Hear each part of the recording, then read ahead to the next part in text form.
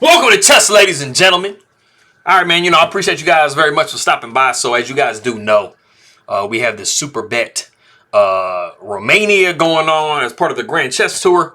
So I do have round 4 game for you between Wesley and Nepomniachtchi, who did play Magnus Carlsen most recently for the World Championships. And, I think, we know that Wesley, he's going to be there at some point, man. Has to. He's young enough. But I did change my chess legend, and I need to get it in my description. Okay, I'm just thinking out loud. But it is Yuri Averbag. I figured it was fitting because he just recently passed away, and he's the first grandmaster over 100 years old. So we've never had a grandmaster that reached 100 years old before, and he is the first. Of course, he was one of the first to receive the Grandmaster title because they started doing that around 1950. But and I thought it was interesting. Something I just learned that he was Mark Taimanov. It was his stepfather, no, father-in-law. Let me fix that. Hold on, give me a second. Let me fix this here. Father-in-law,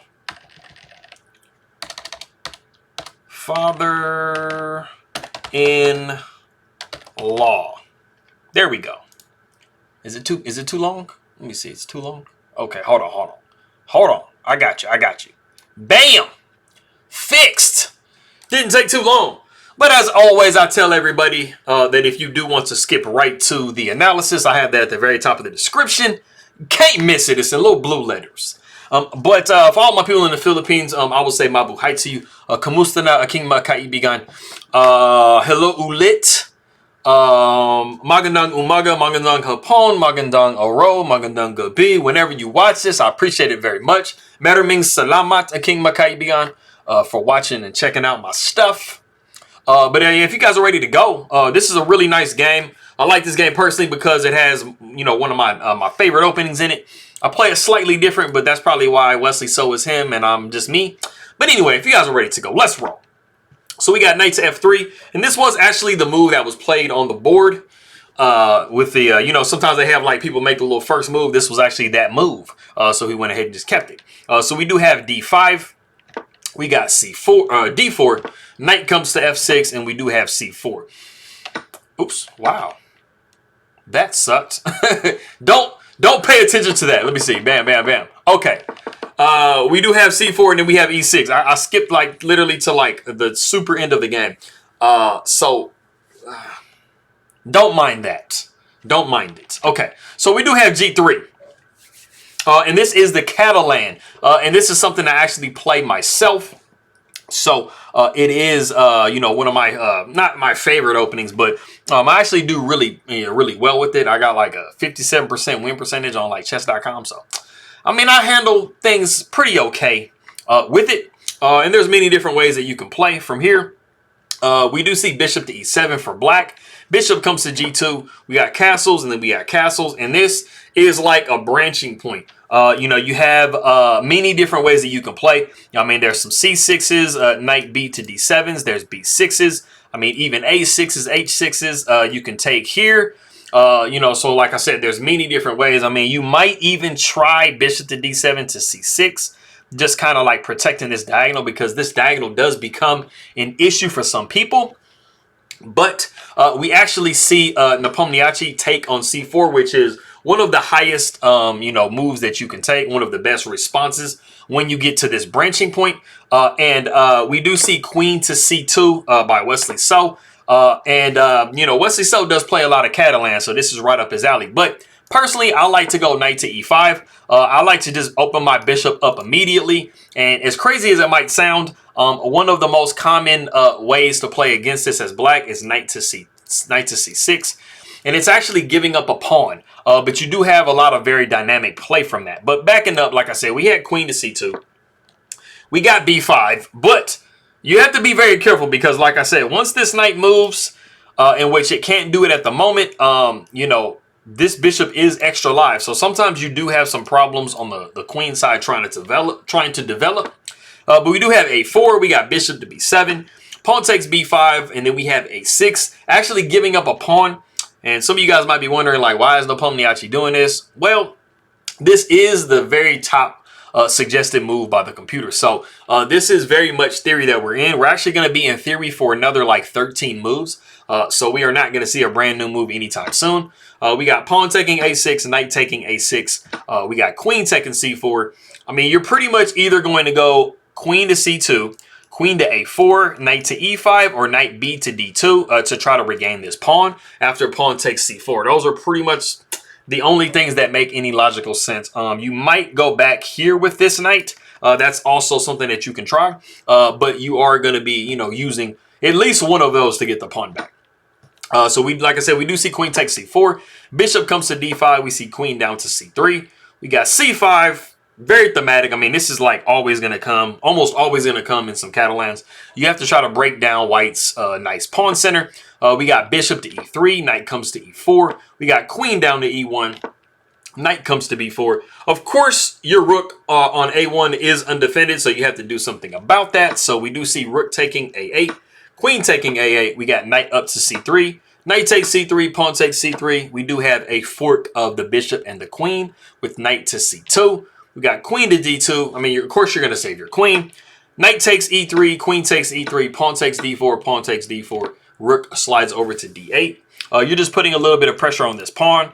And like I said, we are still very much in theory for at least another couple of moves. So the queen comes to f4. We see h6, and then we have e3. And e3 is now the novelty of the game. And I think it's really interesting because there are a lot of different moves that white plays in these Catalan positions that are like very, true to the opening. And e3 is one of those. A lot of the times, like rook will come to e1, the queen goes to c2, or you play e3 or even e4 in some situations, because the e pawn on e2 definitely becomes a target. So you got to be careful with that. So e3 just seems supernatural. We do see bishop to d6, and then we see queen to h4. Now, even though this looks a little bit strange, because you're like, wait a minute, 1, 1, 2. Isn't the knight just hanging? Actually, no, because after all those trades, this rook is undefended. So you would see after the bishop took f3, bishop took f3, and if the queen does take on f3, you do see the queen coming to d8 with check. And then, of course, you're going to cover with f8. But you have one in exchange. So fear not. He is not hanging his knight. So we do see bishop to b4. We're trying to make any of these rook moves to be undesirable. So if we can get that type of a position rolling, it will be good for black. So the queen comes to g4 because now you do need to defend this rook up here. So the bishop takes on f3, bishop takes f3, and then we have queen down to a5. We see rook over to b1. We got bishop up to d6. And, I mean, you can kind of see the bar going up for white. I mean, it is a very solid position for white. You are up the actual pawn. So, there really isn't any tactics involved. You just have a pawn. But as you guys know, if you're going to get down into a position where you have opposite color bishops, usually that pawn doesn't matter, especially when you have pawns on one side of the board. So we do see h4, another typical move that you see in the Catalan. We do have rook over to b8. Black is wanting to trade down material because, like I said, if he can get into a game where it's opposite color bishops and it's one pawn difference, your drawing chances goes way up. And I realized I didn't put the guess the move. I know exactly where to do it. Got him. Okay, so we do see rook taking b8, bishop taking b8, and then we do have d5. Of course, there's a very clear threat in this position. If you take on d5, you see queen to c8, and you can put your hand out and shake hands because this is the end of the game. Your bishop is completely dropping because, of course, you're not going to move your queen in the way, right? But after d5, we do see queen coming down to a1 with check. And then after the king comes up to g2, we see queen up to e5. Just defending everything. Prepared to take now on d5. We do see queen to c4. The bishop comes to d6. We got pawn taking e6, queen taking e6. We got bishop to d5, just adding a lot of pressure to this f7 pawn. Because as you guys know, f7 is always very tender. Of course, the queen is going to defend it, so we see queen back to d7. We got h5. And of course, as you guys probably know, this is a very in-game type of move to make because it is freezing these two pawns. So making it just a little bit harder to move, you know, trying to get, you know, any little advantage that you can. We got queen down to f5. We see queen up to c6. So we see a lot of maneuvering going on. So bishop goes back to f8. We see bishop down to f3. Queen goes to e6. And like I was saying before, if you can trade queens and you can basically get to an opposite color bishops in game, this is going to be very, very drawish. So you don't want to go into that. So we are not going to see a queen takes and a pawn takes because as you can see, the bar is like super duper equal. So we go back to queen to e6. So Wesley is going to avoid the trade. So we do see queen up to a8. We got queen down to e5. I'll run through these moves quite, you know, with some speed because, I mean, it is a lot of maneuvering and trying to get into a more favorable position. The bishop comes up to g4. We see queen to f6. Bishop down to d1. Queen comes to f5. Queen to b7. Just trying to continue to, like, improve your pieces. Queen comes to e5. We see bishop to e2. Queen goes back over to f5. We see bishop to f3. Queen goes back to e5. We see bishop to g4. So as you can see, we've pretty much done a majority of the same thing in the position. And I mean, you're basically like trying to see which player kind of gets tired of just like moving pieces around. So the queen comes to g5. We see the queen down to f3. We got g6. Something is starting to give in the position. As you can see, the bar got a little bit higher. Pawn takes g6, queen takes g6. We got bishop to f5. Why not attack the queen? Queen goes to f6. And it might seem like you have this discovery here, but the king can actually just move straight up and you haven't discovered an attack on anything. So we don't see that. The queen comes to d5. We got queen to d6. And we're going to avoid this trade. Like I said, if you're Wesley you do not want to trade because your winning chances pretty much go out the window. So we got queen down to c4. Queen down to b4, trying to trade again. Queen comes back to e2. Just making sure that we stay in situations where we're not forced to trade our piece. Because if black can put you in a situation where like the queen is jammed up against the king or the bishop, then you are going to have to trade pieces. So we're trying to be really careful. We got queen to b7 with check. King comes to h2. We got bishop to g7. We got bishop down to d3. We got queen to d5. We got bishop to c4. So everything is still pretty much the same as it was before. We've done a lot of maneuvering and stuff like that. You know, there's not a whole lot of major changes in the position. We do see queen to e4. We got bishop down to b3. We see queen to f5. We got e4. And this is actually the part where you start to kind of like, it starts to go downhill a little bit for black. You've gotten into a position where now you get to push a pawn and you are going to be gaining a tempo on the queen and you don't have any checks. So after this pawn push here, you cannot check here, of course, because the queen is defending. So you're forced to kind of put your queen in a less, you know, in a little bit of a worse position. And you definitely don't want this pawn to get to e6 because you are going to be just trading a little bit further down. So we got queen to f6. We see king over to g2.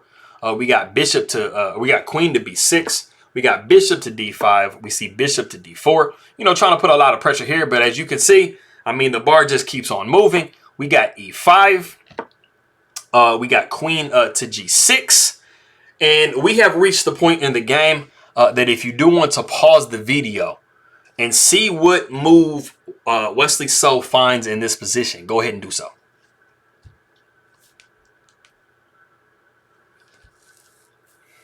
Okay, just realized my shirt was over there. That's fine. Okay, so some of you guys probably, I feel like a lot of people are actually going to get this. It might be kind of hard to see, but if you remember something that I say all the time, this f7 pawn is very weak. So if you calculated, the first thing you should notice in the position is that this bishop is completely undefended. And if you notice that the bishop is completely undefended, you should try to figure out like, okay, like how can I try to win the bishop or win some material or something like that, right? And so if you came up with the move bishop takes f7 with check, you would be absolutely correct. And this is actually the position that Jan Nepomniachtchi does resign the game, and Wesley does win this game.